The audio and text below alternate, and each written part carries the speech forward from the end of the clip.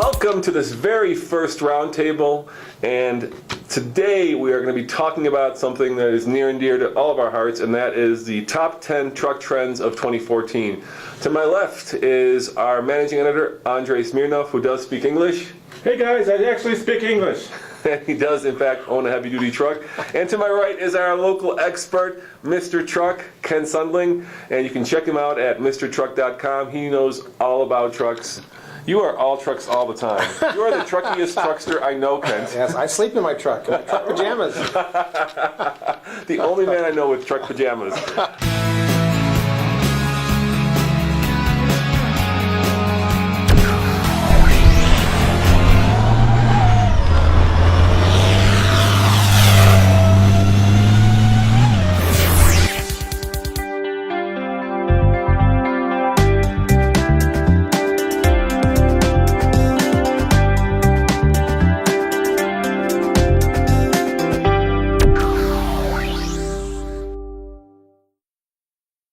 All right, gentlemen, let's start with the top 10 truck trends of 2014. And number one is near and dear to your heart because you got it, air suspension. Tell us about that, Kent. Well, I was glad to see Ram come out with it because semis have had it for decades, and it's all about handling and braking and keeping your load level. And these trucks have always had a problem with squatting so bad, and it also affects how your brakes work. And so Ram has it now, and they've had it in the 1500. They've got coil, and they replaced it with air, and they've got it in the 2500 for 2014. So I think it's the future. I think you'll see everybody have it, and why not copy the semis? If they keep increasing payload and trailer towability, why not make the suspension like the big boys?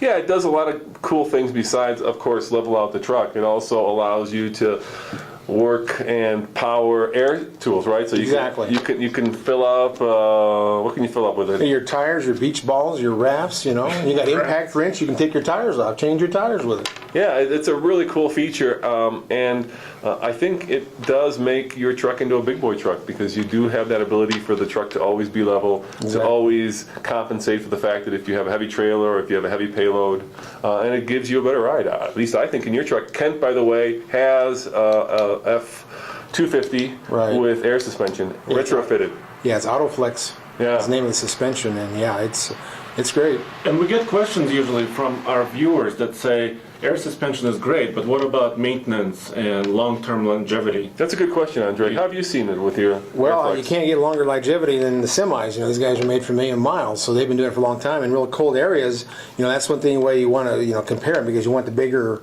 airline. Yeah, and I think your point is also air suspension. You have a lot of different fittings, right? But it also goes up and down. Right. For example, in the Ram 1500, it has a squat feature when you park it, to exit and enter the truck, right? It squats down. Right.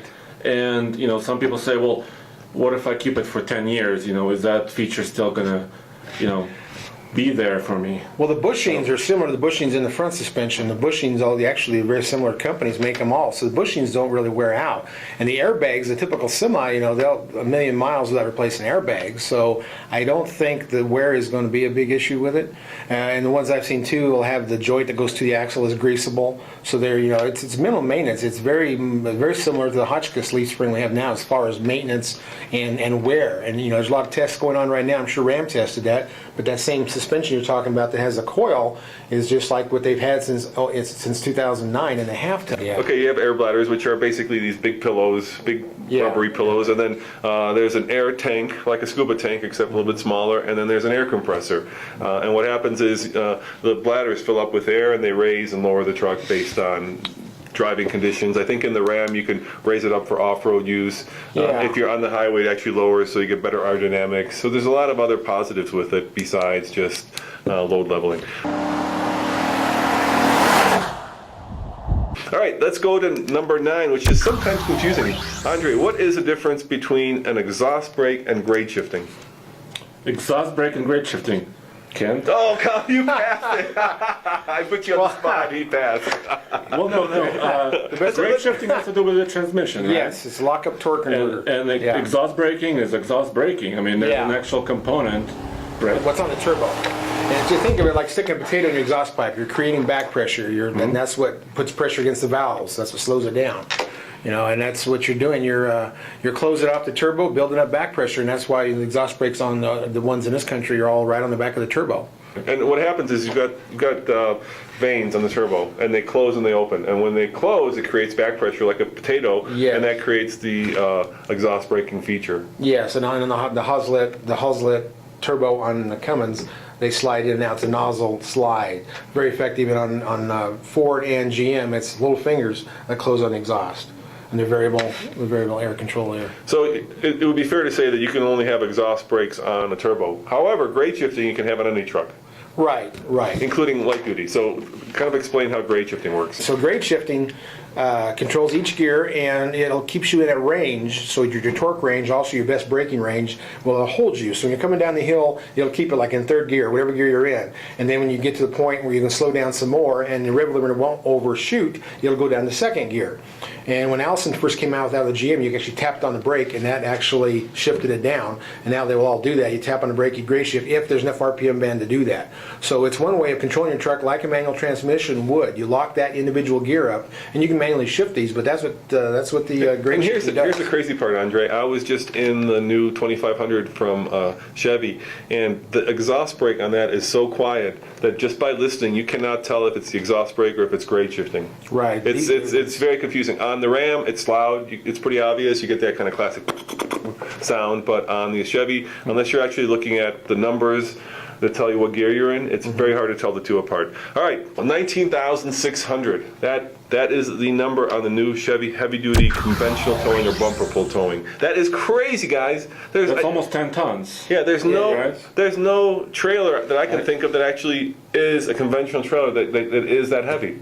What the hell are you going to tow? What are you going to tow? Have you seen one? Half the business we're in, yeah, I have. Half the business we're in is about marketing. So. The important part is the hitch is actually designed to hold that much weight, right? Right. The vendor that they buy their hitches from, because nobody builds hitches but the big guys, they told them what they wanted to do it, and they just changed somewhat. It's up a little higher. It has a drop down on it. It's a round frame, it bolts to your frame, so it's the strongest part of your truck. But it's still, you don't want to overgo your axle weight rating and all those kind of things, which you can do with that much weight. You could be higher than what your axle's rated. Because when I see trailers, when I think about that much weight, I only think about goosenecks or fifth wheels. Right.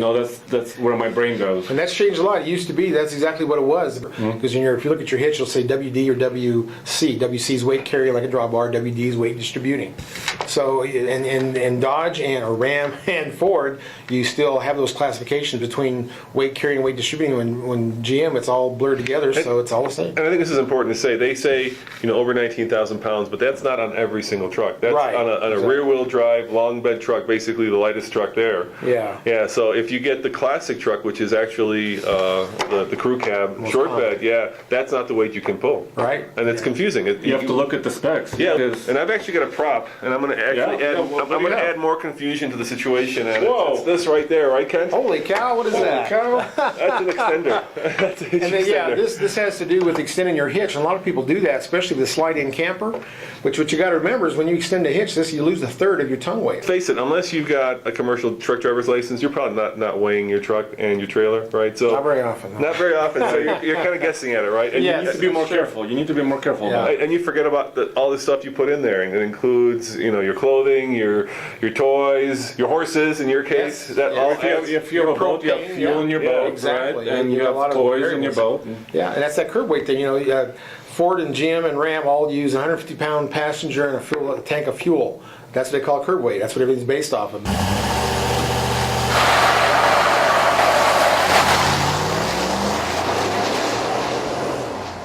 Premium trucks. Premium trucks are huge now. It used to be that a $50,000 truck was something that was rare. A dually 3500 with all the bells and whistles. Now it's easy to get a $50,000 plus truck in the light duty class, including 2 premium trucks by Toyota, 1794 edition and the Platinum, and 2 premium trucks now by Chevy. So they have the High Country and they have the Denali. Those are both their premium trucks. Yeah. So what's that about, Kent? Well, it's gotten to where these $60,000, $70,000 trucks, the only ones that can afford it are the millionaires, the self-employed, the construction worker, the guys who actually own the job, the self-employed. So, and they're out there a lot more hours than the average person is, so they want a truck they can live in. Like me, my truck, I need all kinds of gadgets, and you want to make that ride comfortable, so why not do it? And it's tax deductible. Why would you not, get the high end of it? Yeah, go ahead. Oh, and some manufacturers have told us that when you buy a truck, it's probably going to be your only vehicle. Right, and if you have a family, if you want to take the wife out, or you're special somebody out for dinner, you want to be comfortable in the vehicle, you want it to be quiet, right, and you want all the features in your truck, and then you want to go working too. So it's kind of both, and when you have everything, it costs more, right? So I have a theory on this. As I'm sure you guys know, 1 in 4 trucks are sold in Texas. In America, God darn it. Not the rest of the country. But they set the trends for trucks because if you go to Texas, you'll see special trucks. Texas edition. It's Texas edition. Edition, That's exactly right. Yeah. And the Texas Truck Rodeo is the biggest truck show, I think, in America, if not on the planet. So my theory is this. It used to be that people a long time ago, maybe 10 years ago, would buy minivans, right? And then guys would not be seen dead in a minivan because it meant that you were domesticated. So it all went to SUVs. So a guy would say, hey, let's get this 3-passenger SUV because it's not a minivan. And then fuel prices shot through the roof. And what happened then was SUVs became crossovers, or that became the trend because they were basically like an SUV, but they weren't body on frame, so they were a little bit lighter, had better fuel economy. And then fuel prices dropped again. And so now I'm seeing, I think, the family truckster actually being a truck, right? You can easily get 5, even 6 people into a pickup. That's right. It's the only vehicle you have, and so if you're going to spend money, like Andre said, on one vehicle, why not make it premium? Why not make it nice? Oh, sure. That's true. And you can buy a $70,000 pickup truck. I mean, it can actually get that high. And we did a story recently on one of your relatives who is a truck transporter, and he's got a F350 dually, right? Or is it F450? 450 dually, King Ranch. King Ranch. Why did he get the King Ranch? I mean, that's a work truck, dude. He's using it to haul cars. What he told us was, he spends almost every waking hour in this truck. He drives from Phoenix to Denver, and he wants to be comfortable. It's his office. Oh, sure. Makes and sense. you want to be comfortable in your office. Next thing we'll be talking about, and that is J2807. And for you guys that aren't familiar with that, there's a group called SAE, the Society of Automotive Engineers, and they came out with a standard for towing called J2807, and basically it says that it unifies how much a truck can pull, how much you can put in a bed weight. So when the testing procedure, the right? testing procedure, right? Yeah, how much it can hold, how much a parking brake can hold, so that when you go buy a truck and the manufacturer says this truck can tow this much, we're comparing apples to apples and not oranges to oranges. And we've done a lot of stories on this. And finally, the big 3 American manufacturers look like they'll be coming on board. But they've said that before. Toyota's the only one right now who adheres to J2807. Nissan says it in the manual. If you look at it, they say they comply to the owner's manual, the ones that I've read. In the Frontier or on both trucks? Yeah, I think In it's the both Type? trucks, yeah. If you Okay. look in there, they actually talk about it. But Ford, announced it. GM, and of course Ram do not. Yeah. And they say that they have their own stringent testing standards. But the fact is, we're not comparing apples to apples at that point. Right, and I was happy about Toyota when they actually said we're going to do it, and they lowered their tow ratings. And It made a does lot of lower. sense. It does lower the tow On ratings. some of them, yeah. And GM, they came out with it for like one day, and then Ford said they weren't going to do it yet, and so GM declined. But they actually, I saw their ratings, and they were up on the dually, and they were down on the 3/4 ton. So this it week there varies. was an article this week that said that the 2015 F-150, the next generation, Ford says they're on board. And it said that GM and Ram followed suit when Ford made that announcement. Yeah, That would be great.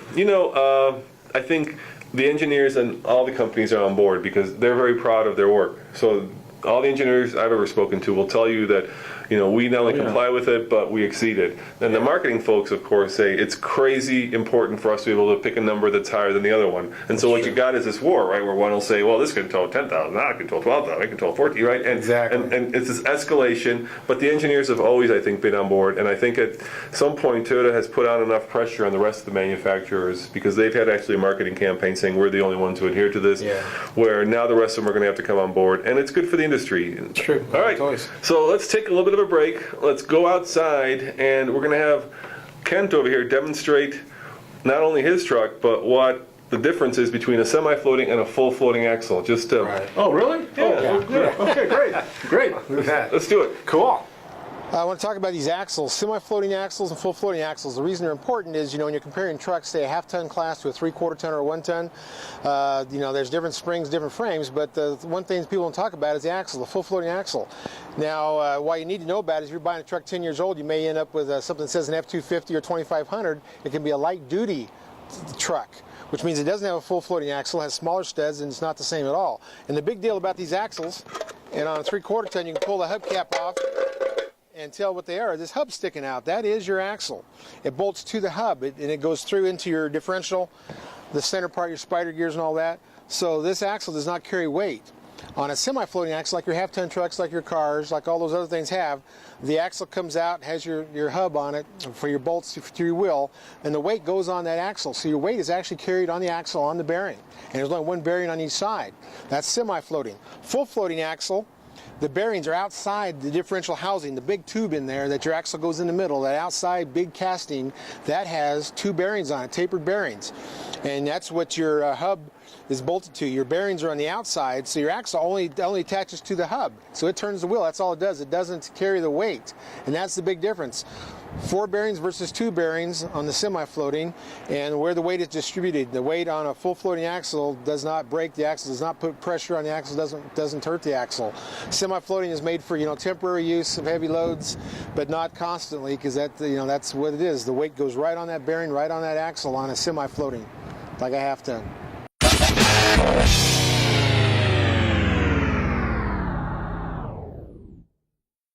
All right, let's talk about some truck wars, specifically, Andre, mid-size truck wars. What was the big news out of Chicago? It's heating up.